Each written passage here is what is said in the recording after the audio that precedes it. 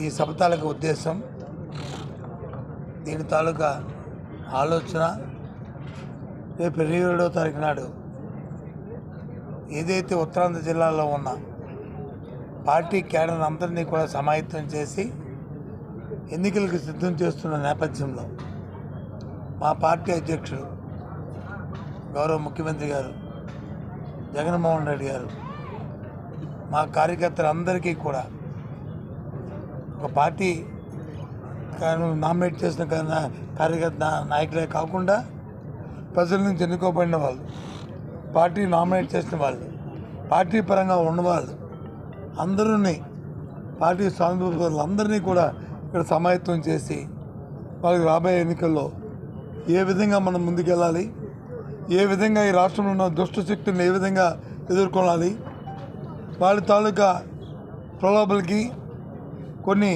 ఈ ముందున్న కొన్ని మీడియా తాలూకా వాళ్ళు చేస్తున్న దుష్ప్రచారానికి ఏ విధంగా మనం అడ్డుకట్టేయాలి, గత 4 సంవత్సరాలు 9 నెలల కాలంలో ఏ విధమైన రాష్ట్రాన్ని అభివృద్ధి సంక్షేమాన్ని 2 కళ్ళుగా ఏ విధంగా అభివృద్ధి చేస్తాం, ఏ విధంగా రాష్ట్రంలో ఉన్న 5 కోట్ల మంది ప్రజలకి కూడా వాళ్ళ జీవన విధానంలో మార్పులు తీసుకొచ్చాం, ఏ విధంగా వాళ్ళ తాలూకా ఆర్థిక పరిస్థితులు మెరుగుపరిచాం, వాళ్ళ పిల్ల పాప బాగా చదువుకోవడానికి, ఆరోగ్యంగా ఉండడానికి, దాంతోపాటు రైతుకి గిట్టుబాటు ధరని ఏ విధంగా ఇచ్చాం, అవన్నిటినీ కూడా ఒకసారి బేరీజ్ వేసుకుంటూ మళ్ళీ పార్టీ క్యాడర్ని అంతా కూడా సమాయత్తం చేస్తూ రేపు 27వ తారీఖు సభ జరగబోతుంది.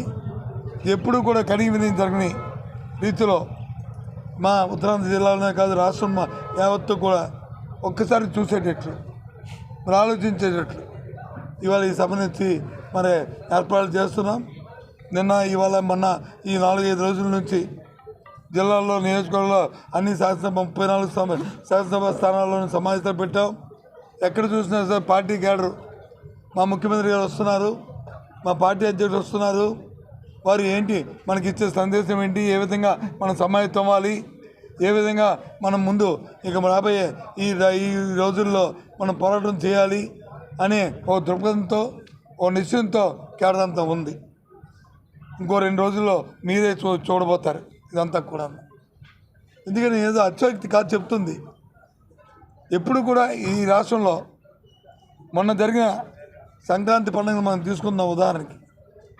ఈ రాష్ట్రంలో ప్రజానీకం, ముఖ్యంగా మన ఉత్తరాంధ్రలో ప్రజానీకం, ముఖ్యంగా రైతాంగం ఎంత సంతోషంగా వాళ్ళు పండుగలు జరుపుకున్నారో ఒకసారి బేరీజ్ చేసుకుంటే మనకు తెలుస్తుంది.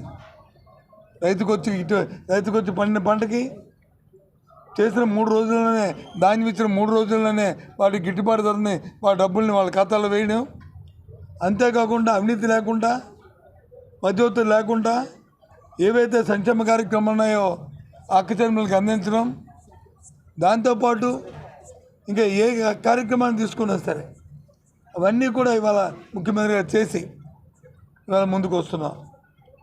ఇవాళ మీ అందరి తాలూకా సాక్షిగా ఒక మాటను చెప్పబోతున్నాం. ముఖ్యమంత్రి మాటగా మళ్ళీ ఆయన చెప్పిన మాటను మళ్ళీ ఉటకిస్తున్నాం.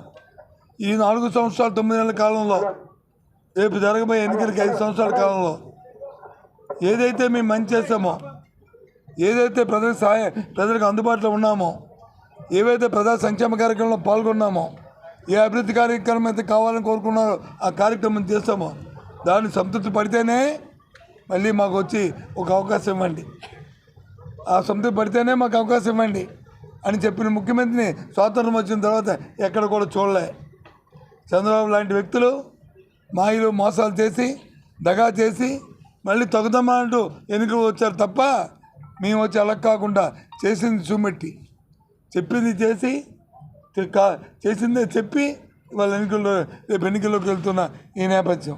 అదే రేపు ముఖ్యమంత్రి గారు వారి తాలూకు వారు సదాగా వారి నోటితో కార్యకర్తని ఉత్సాహపరిచి, కార్యకర్తను సమాయత్తం చేసి ఎన్నికలకు సిద్ధం చేస్తున్న ఈ తరుణం, ఈ నేపథ్యం, మరి ఇటువంటి తరుణం నాకు సుబ్బారెడ్డి గారు చెప్పినప్పుడు ఒక మాట చెప్పారు.